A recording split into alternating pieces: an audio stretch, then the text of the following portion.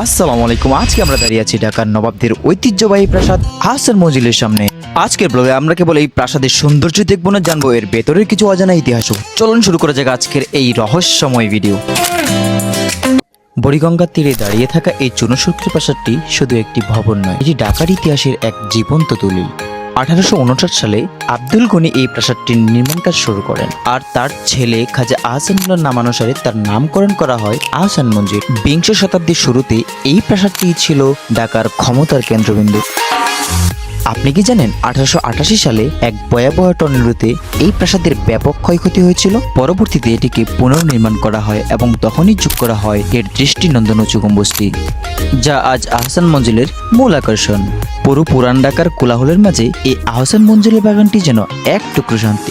বিকালে যখন বুড়িগঙ্গার হাওয়া এসে এই মাঠে লাগে, তখন এখানে বসে কাটানো প্রতিটি মুহূর্ত অসাধারণ হয়ে যায়।